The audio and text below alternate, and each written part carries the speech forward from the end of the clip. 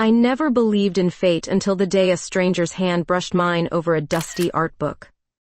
My name is Angela Garcia, and at 59, I'd convinced myself that lightning doesn't strike twice. As director of Rochester's struggling railroad museum, I spent my days fighting city councilors who saw our collection as expensive nostalgia rather than living history. The budget hearings were brutal. Attendance was down 30%. Every morning felt like walking into a losing battle. That October afternoon, I needed escape. The downtown bookstore always provided sanctuary from spreadsheets and damage reports. I wandered toward the art section, searching for inspiration to redesign our exhibits. Excuse me. The voice was warm, slightly breathless. I looked up from studying a book on industrial heritage to find golden blonde hair catching autumn sunlight through the window. Brown eyes met mine with an apologetic smile. We'd both reached for the same volume. Railway Architecture of the Industrial Age, she read aloud, not moving her hand. Great minds think alike. Her fingers were elegant, unadorned except for a simple silver ring. I realized I'd been staring. Sorry, I started to withdraw my hand. Don't apologize. I'm Heather Collins. She extended her free hand. New in town, actually. Just moved here from Boston. Angela Garcia. Her grip was firm, confident. What brings you to Rochester? Art collecting mostly. I'm establishing a private collection focused on regional artists. She gestured to the book still between us. Industrial heritage fascinates me. The intersection of function and beauty. My heart quickened. You should visit our museum. We have the largest collection of 19th century railroad artifacts in upstate New York. Really? Her eyes brightened. I'd love that. I found myself reaching into my purse for a business card before common sense kicked in. Museum directors didn't personally tour every visitor, but something about Heather Collins made me want to break my own rules. Here's my direct number. Call me tomorrow. She studied the card, her smile widening. Angela Garcia, director. Impressive. Not as impressive as it sounds. Half our exhibits need updating, and the city council thinks we're a relic. Relics have value, she said quietly. Sometimes people just need help seeing it. The bookstore suddenly felt smaller, more intimate. I noticed how her sweater brought out the chocolate warmth of her eyes, how she tucked blonde strands behind her ear when thinking. I should let you have the book, I said reluctantly. Actually, why don't we both get copies? I have a feeling we'll have plenty to discuss.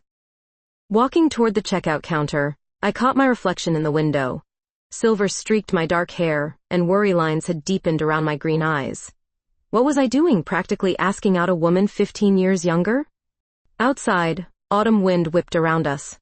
Heather pulled her coat tighter. Thanks for the recommendation, Angela. I'll definitely call.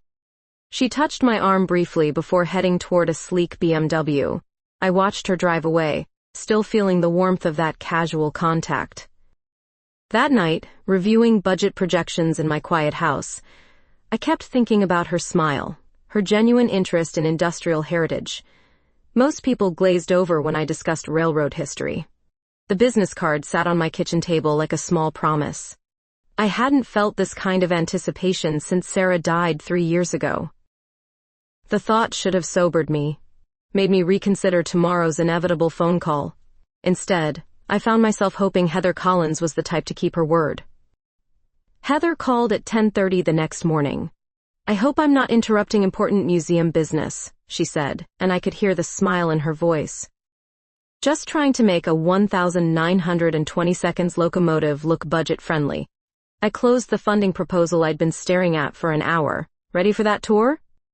She arrived wearing dark jeans and boots that suggested she wasn't afraid of dusty exhibits. I led her through our main hall, pointing out the restored passenger car and the massive steam engine that dominated the space. This is incredible, she murmured, running her hand along polished brass fittings. The craftsmanship is extraordinary. Most visitors barely glanced at the details. Heather examined everything with reverent attention, asking questions that showed genuine understanding. The city council thinks railroad history isn't relevant anymore, I found myself confessing as we stood beside the telegraph display. Short-sighted fools. Her bluntness surprised me. This represents the birth of modern America. Transportation, communication, commerce. How can they not see the connection? We spent 2 hours touring exhibits that usually took 30 minutes. I kept finding excuses to stand closer, to point out details that required proximity. When her shoulder brushed mine near the model train display, I didn't step away. "Coffee?" I asked as we finished. "There's a place nearby." Coffee became dinner at a quiet bistro downtown. Conversation flowed effortlessly from museum preservation to art collecting to the challenge of starting over in a new city. "I left Boston because everything reminded me of my ex," Heather admitted over wine. 3 years together, then she decided I wasn't enough. "I understand completely." The words slipped out before I could stop them. She leaned forward. "You've been through something similar?" "My partner Sarah died 3 years ago. Cancer." I rarely talked about this with strangers. Some days the silence still feels overwhelming. Heather reached across the table, covering my hand with hers. "I'm sorry. That must have been incredibly difficult." Her touch was warm, comforting. I turned my palm up, letting our fingers intertwine naturally. Walking back to our cars, autumn air crisp between us, conversation grew quieter, more personal. Under the streetlight beside her BMW, Heather turned to face me. "I had a wonderful time tonight, Angela." "So did I." She stepped closer. In the soft light, her brown eyes looked almost amber. "Is it terrible that I'm hoping this wasn't just professional courtesy?" My heart hammered against my ribs. "Not terrible at all." She rose on her toes, lips brushing mine in a kiss that tasted like wine and possibility, soft, questioning, giving me every chance to pull away. Instead, I kissed her back. When we separated, her cheeks were flushed, her breathing unsteady. "I should probably go," she whispered, but made no move toward her car. "Probably," I agreed, equally reluctant. Another gentle kiss, longer this time. Her hand found my waist, and I felt something inside me that had been dormant for years suddenly stirring awake. Finally, she pulled away with obvious reluctance. "Call me tomorrow?" "Count on it." Driving home, I caught myself smiling at red lights. The rational part of my mind insisted this was complicated. Professional boundaries, age differences, the vulnerability of starting something with someone still recovering from heartbreak. But sitting in my driveway, lips still tingling from her kisses, rational thought felt overrated. I'd spent 3 years convinced my capacity for romantic love had died with Sarah. Tonight proved that assumption spectacularly wrong. Heather Collins was dangerous in the most intoxicating way possible. I stared at my closet for 20 minutes before Heather's gallery opening, second-guessing every choice. The invitation had arrived 3 days after our dinner. Elegant cardstock requesting my presence at the premiere exhibition of contemporary regional artists. Heather's handwritten note on the back read, "Would love to have you there. H." I settled on a black dress that Sarah always said brought out my eyes. The thought should have felt like betrayal. Instead, it felt like permission. The gallery buzzed with Rochester's art elite, mostly 30-something professionals clutching wine glasses and discussing technique with practiced sophistication. I felt ancient among them, a museum director who typically spent evenings with century-old artifacts rather than cutting-edge installations. Heather appeared at my elbow wearing a stunning emerald dress that hugged her curves perfectly. "You look incredible," she whispered, her breath warm against my ear. "Thank you. This is quite a turnout." She guided me through the crowd, introducing me to artists and collectors with obvious pride. Her hand stayed pressed against the small of my back, a possessive touch that sent electricity through my nervous system. "The woman who's saving Rochester's industrial heritage," she told a sculptor whose abstract pieces dominated one corner. After an hour of small talk and pretentious art commentary, I needed air. The gallery's outdoor terrace overlooked the Genesee River, city lights reflecting on dark water. Overwhelmed? Heather joined me at the railing. "Slightly out of my element," I admitted. "Your crowd is considerably younger and more sophisticated than my usual museum visitors." She turned to face me, studying my expression in the moonlight. "You know what I see when I look at you? An aging museum director hiding from 20-somethings discussing postmodern symbolism? A woman who's spent her life preserving beauty for future generations. Her voice dropped lower. Someone who understands that real value isn't flashy or trendy. It's authentic. The sincerity in her brown eyes made my chest tight. Heather, She stepped closer, eliminating the space between us. I've been thinking about you constantly since our dinner. This is complicated. The best things usually are. Her lips found mine before I could protest further. This kiss was different from our gentle goodnight 3 days ago. Hungry, insistent, full of barely contained desire that matched the fire building in my own chest. I kissed her back with abandon, hands tangling in her blonde hair, pulling her closer against me. She tasted like champagne and temptation. When we finally broke apart, both breathing heavily, reality crashed back. We shouldn't, I whispered, though my body screamed the opposite. Why not? You're 30. I'm nearly 60. You're a donor to my museum, which makes this ethically questionable. You just ended a 3-year relationship, and I'm still figuring out how to exist without Sarah. Heather's face fell slightly at my litany of obstacles. Those are all reasonable concerns, she said quietly. Exactly. But do you want to stop? The question hung between us like a challenge. Everything logical said yes. Stop before someone got hurt, before professional boundaries became permanently blurred, before I let myself hope for something that seemed too good to be true. No, I admitted. I don't want to stop.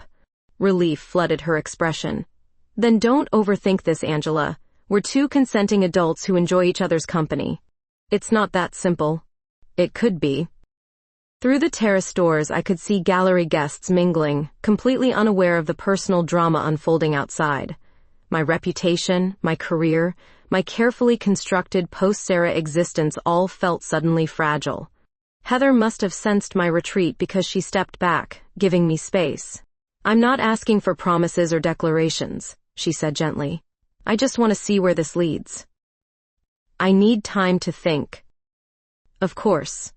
Her smile was understanding but disappointed. Take all the time you need. The drive home felt endless, my mind cycling between desire and panic. At 59, I'd assumed my romantic life was finished. Comfortable routine had replaced passion. Heather Collins threatened all of that with her easy confidence and intoxicating kisses. But wanting her felt like betraying Sarah's memory, even though rationally I knew that was ridiculous. Sarah would have wanted me to find happiness again, wouldn't she? In my quiet house, surrounded by reminders of the life I'd shared with someone else, Heather's proposition seemed both terrifying and irresistible. I was in serious trouble. 2 weeks of silence stretched between us before Heather appeared at the museum's main entrance carrying coffee and an envelope. Peace offering, she said, extending both toward me. And a business proposition. The envelope contained a certified check for $50,000. Heather, this is... I stared at the amount, speechless. An anonymous donation from a private collector who believes in preserving railroad heritage. Her eyes sparkled with mischief, completely above board, processed through our attorneys. You can't just write checks to solve our problems. I'm not solving anything. I'm investing in something worthwhile. Professional obligation warred with personal confusion. The museum desperately needed funding, but accepting money from someone I'd been kissing felt ethically murky. There are no strings attached, Angela. This donation exists whether or not we ever speak again. Her sincerity convinced me to accept, though the check felt heavy in my hands. 3 days later, inventory work kept me at the museum past closing. November darkness had already settled over Rochester when Heather knocked on the locked front door. Saw your office lights, she called through the glass. Thought you might be hungry. I let her in, trying to ignore how my pulse quickened at seeing her again. Thai food, she announced, holding up takeout bags. Peace offering number 2. We ate surrounded by shipping crates in my office. Conversation carefully neutral at first, but gradually walls I'd built over 2 weeks began crumbling. Tell me about Sarah, Heather said quietly as we finished dinner. The request surprised me. Most people avoided mentioning my dead partner.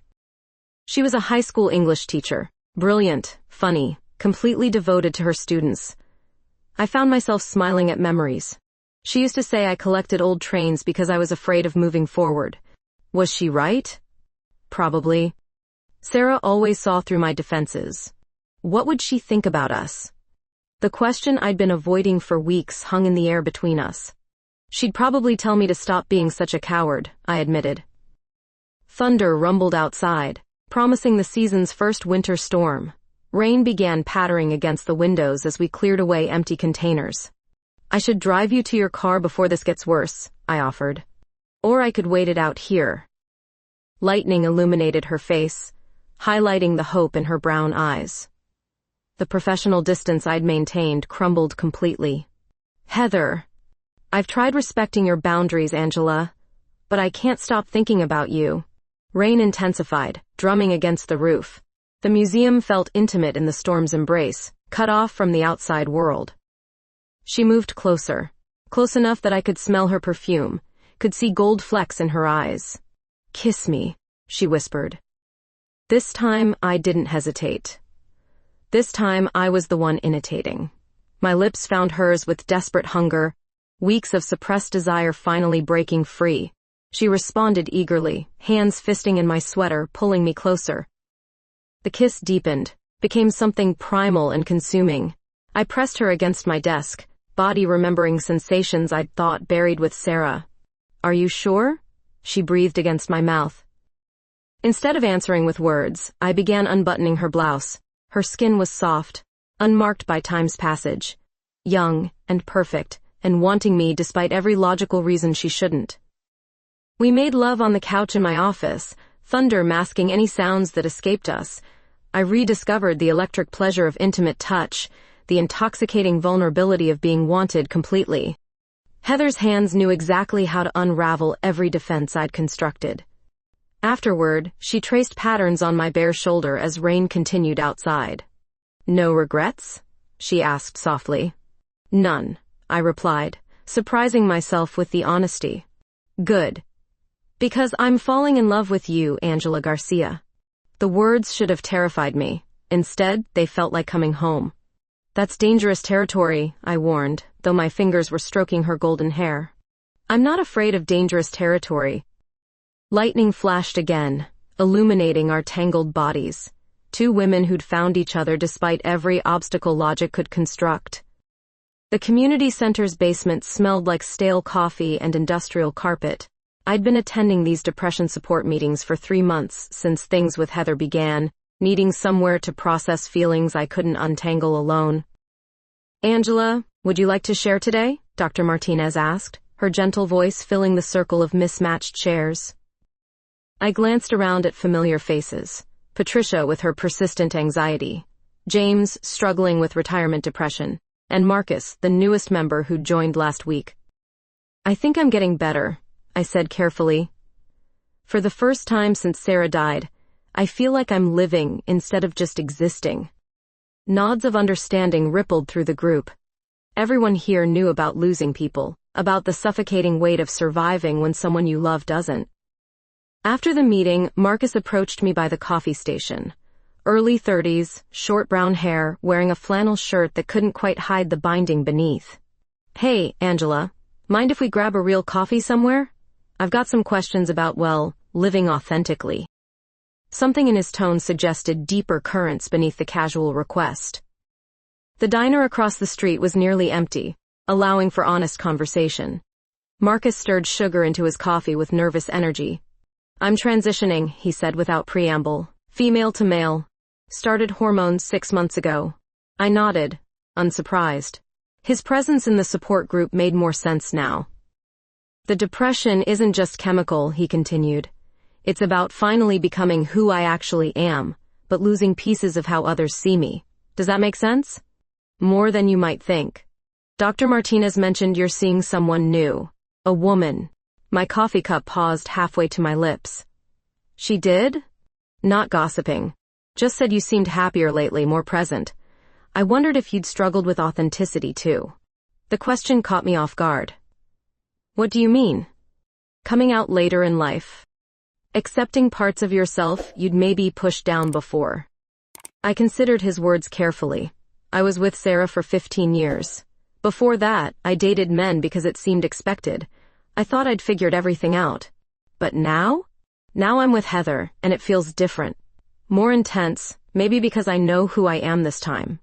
Marcus smiled. That's what I'm hoping for. To finally feel like myself instead of playing a role.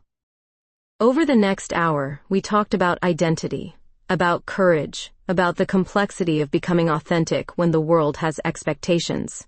His perspective on living truthfully despite judgment resonated deeply. "Can I ask something personal?" he said as we prepared to leave. "Sure. How do you handle people who don't understand your relationship?" The question hit closer to home than he knew. Some days better than others. That evening, Heather cooked dinner at my house, moving through my kitchen like she belonged there.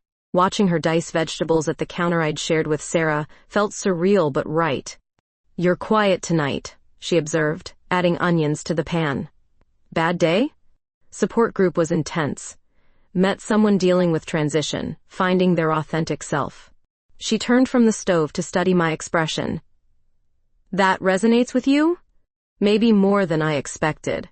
We ate in comfortable silence until Heather set down her fork with deliberate precision.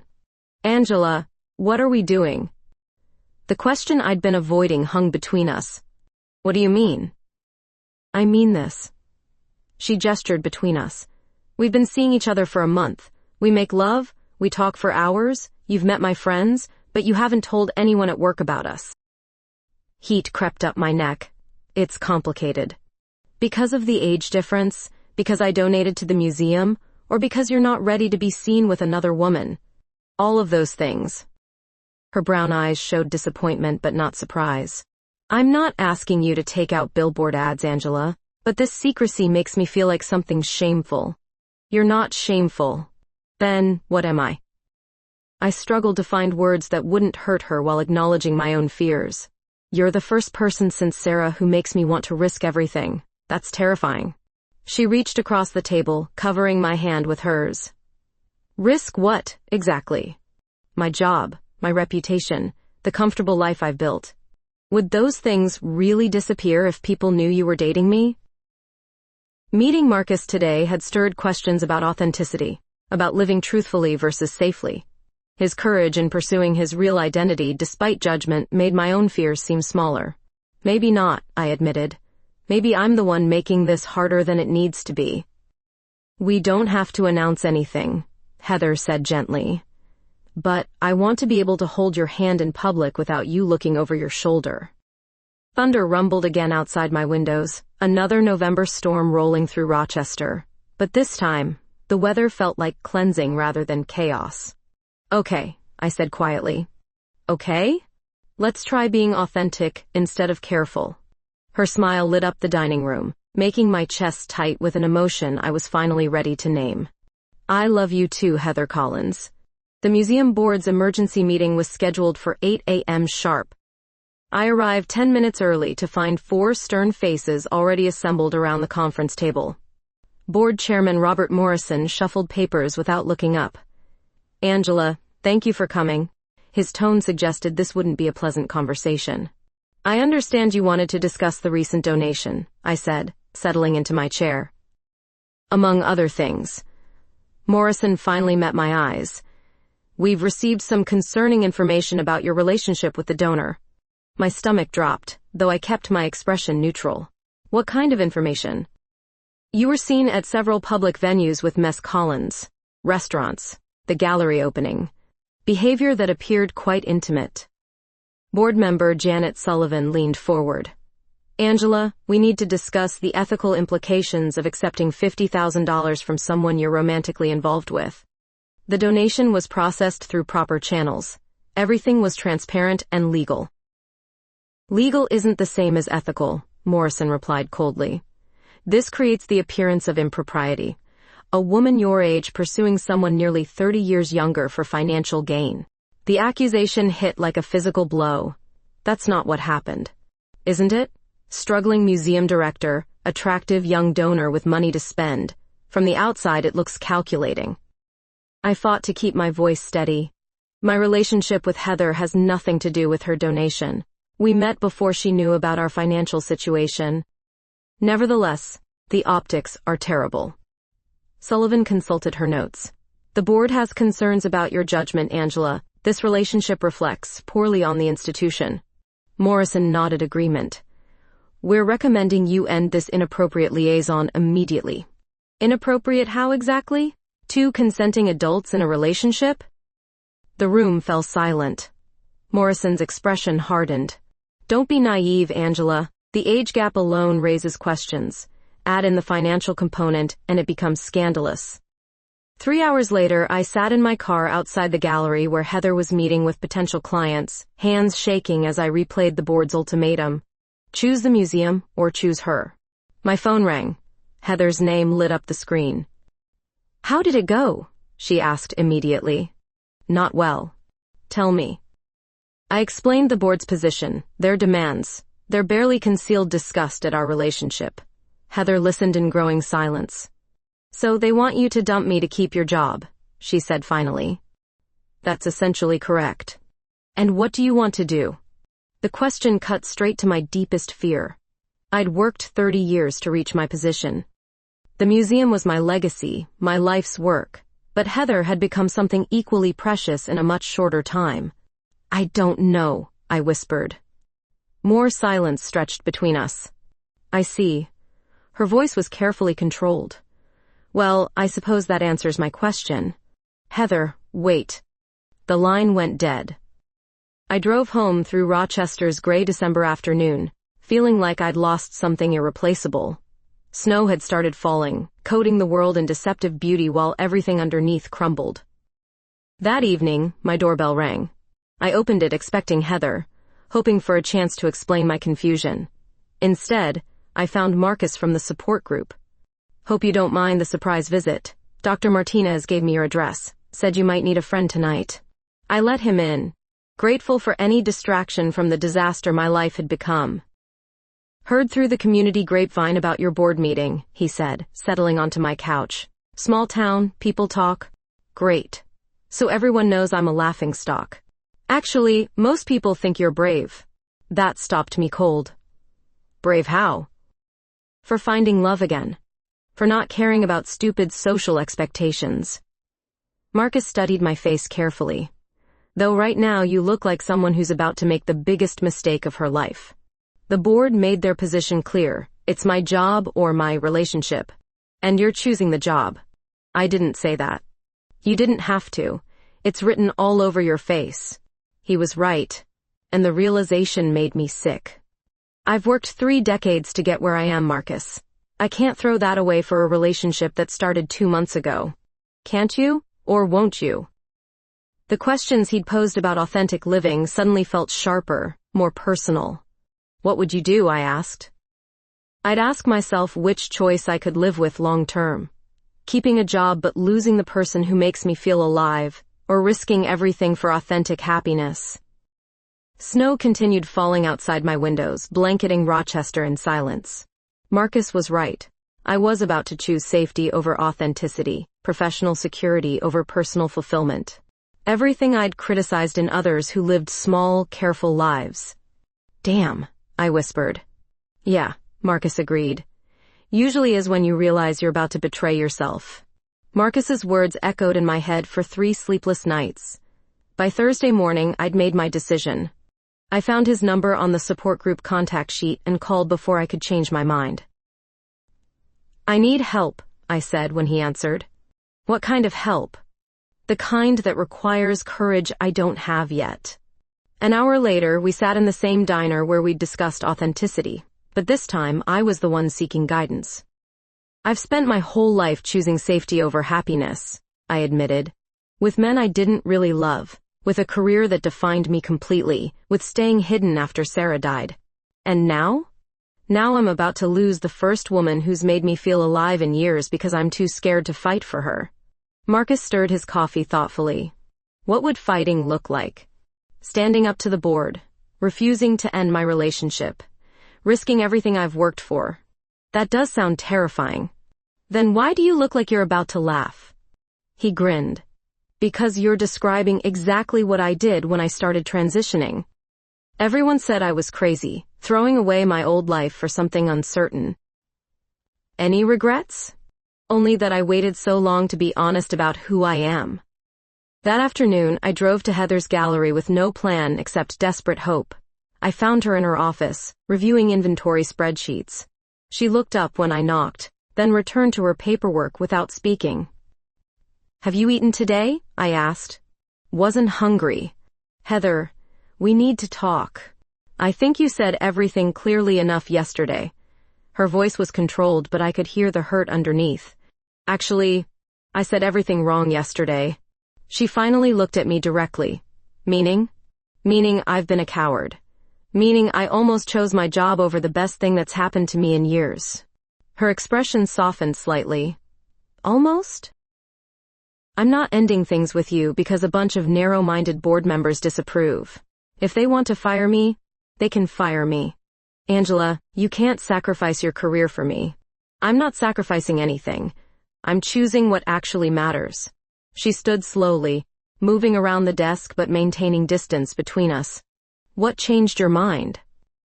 A very wise friend reminded me that living authentically requires risk, that choosing safety over happiness is just another form of dying. "And you're willing to risk everything? For you?" "Yes." The walls she'd built over 3 days of hurt began crumbling. "You're sure about this?" Instead of answering, I crossed the space between us and kissed her. Soft at first, then deeper as she responded, wrapping her arms around me like she'd thought she might never get the chance again. When we separated, both breathing unsteadily, she smiled for the first time in days. "I have something to tell you," she said. "I may have done something slightly impulsive after our fight." "What kind of impulsive?" "The kind where I organized a community fundraiser for the museum without telling anyone." My stomach dropped. "Heather, what did you do?" "Called every business owner, community leader, and art collector in Rochester. Told them about the board's budget concerns and arranged a public meeting for Saturday. You can't solve this with money." "I'm not trying to solve anything. I'm giving you backup." Saturday morning, I arrived at the community center to find the parking lot packed. Inside, over 200 people filled folding chairs, including several confused board members who obviously hadn't expected this level of attendance. Morrison approached me immediately. "What is this circus, Angela?" "Community involvement in museum preservation," I replied calmly. Heather took the microphone first, speaking passionately about the museum's cultural importance, the educational value it provided, the economic impact of heritage tourism. Her presentation was flawless, professional, completely focused on the institution rather than our personal situation. Then Marcus stood up. "I'd like to say something about authenticity and leadership." He spoke about courage, about leaders who stand up for their principles despite pressure, about the importance of supporting people who dedicate their lives to serving the community. One by one, other supporters rose. Teachers who brought students to our exhibits, historians who valued our research, business owners who understood tourism potential. By the time the final speaker finished, the board looked stunned by the outpouring of public support. Morrison requested a brief recess, huddling with other board members in obvious damage control mode. When he returned to the microphone, his tone was notably different. "The board has reconsidered its position regarding museum leadership," he announced stiffly. "Ms. Garcia will retain her position with our full confidence." The crowd erupted in applause. Heather caught my eye across the room and winked. Later, as people slowly filtered out, she found me near the coffee table. "Not bad for an impulsive plan," she said. "Did you really organize all this in 3 days?" "I had help. Turns out there are a lot of people in Rochester who believe in fighting for what matters." I pulled her close, no longer caring who might see us. "Including you.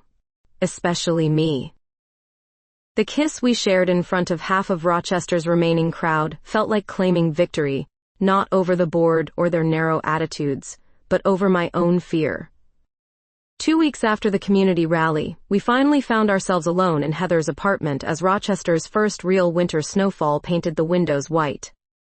She poured wine while I examined the art covering her walls, pieces I'd only glimpsed during rushed visits between work and public appearances.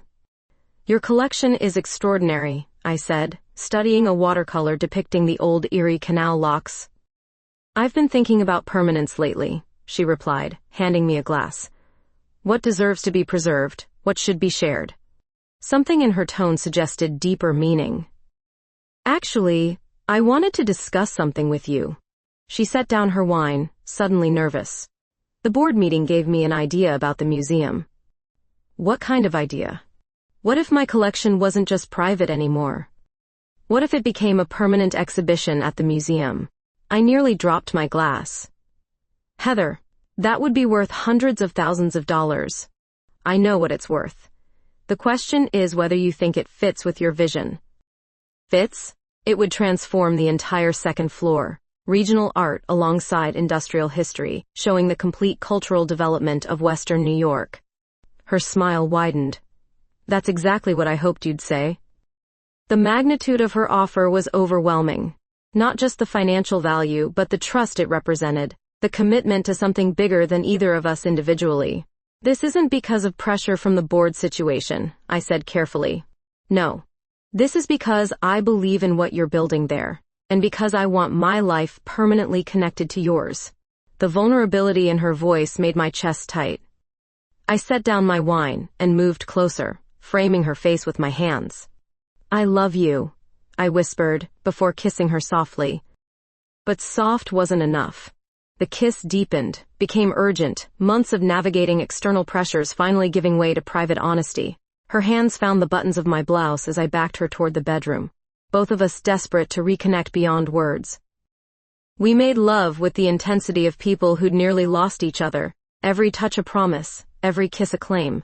The snow outside created perfect silence, wrapping us in intimacy that felt sacred rather than simply physical. Afterward, we lay tangled in pale light from snow-covered windows, her head on my shoulder, fingers tracing lazy patterns on my skin. I have something else to tell you, she murmured against my neck. More surprises? The museum received a major grant. $500,000 over 3 years for educational programming and exhibit development. I sat up quickly. How do you know that? The state notifications haven't even... Because I may have made some calls to people who owe me favors. Her smile was slightly sheepish. The day after our board meeting, I contacted every foundation connection I've developed over the past 5 years. Heather Collins, what have you done? Ensured that the museum has the funding it needs to thrive, completely independent of any donations from me or anyone else. The implications hit me slowly. Job security, program expansion, the ability to hire additional staff, to modernize exhibits, to become the cultural institution Rochester deserved. This means I get to keep both you and my career, I said wonderingly. That was the general idea. I kissed her again, tasting the salt of tears I hadn't realized were falling. Why? I whispered against her lips. Why do all this for someone you've known 4 months? Because 4 months ago, I was existing rather than living. You changed that. Her brown eyes were serious, intent. Because I want to build something lasting with you, Angela.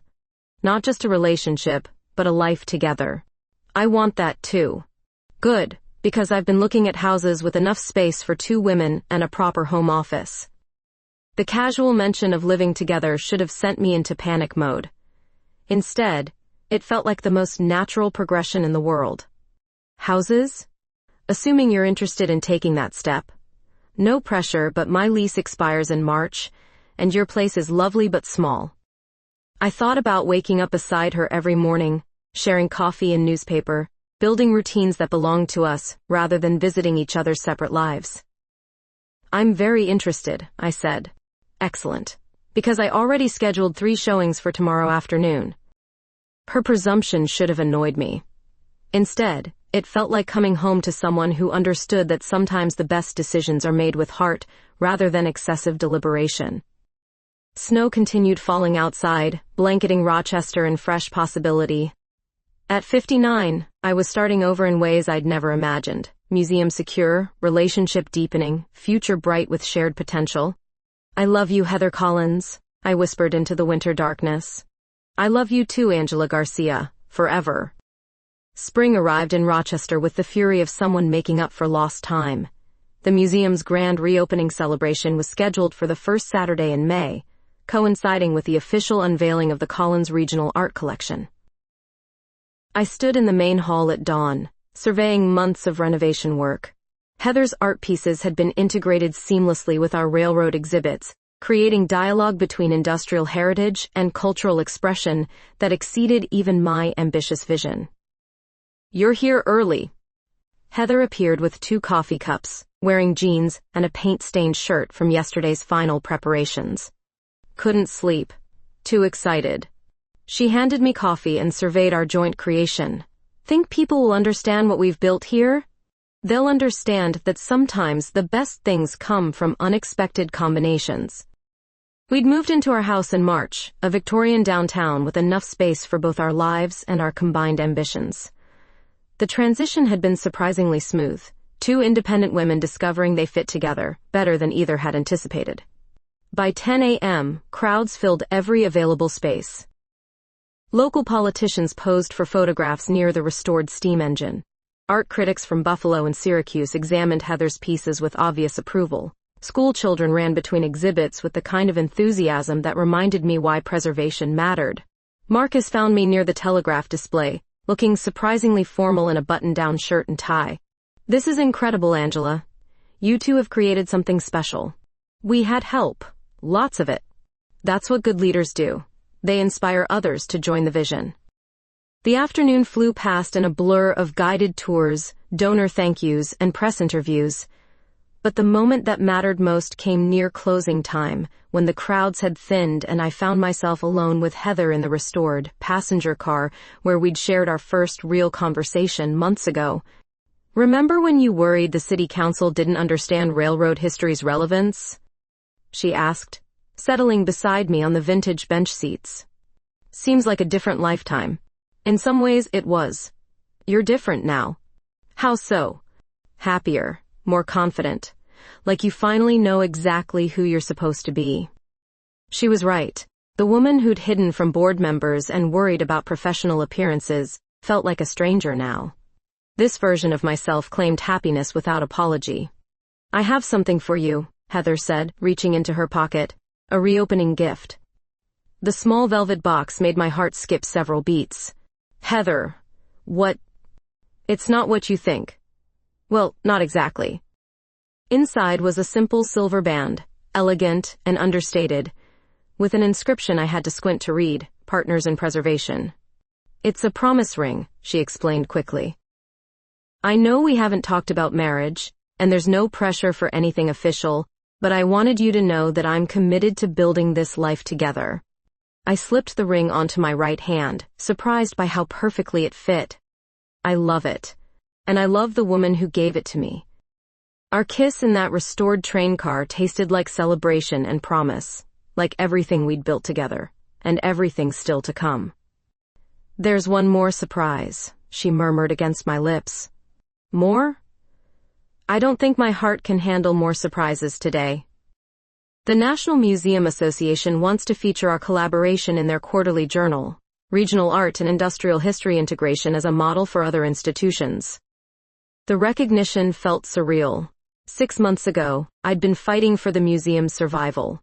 Now we were being held up as an example for others to follow. "How did you manage that?" "I didn't. You did.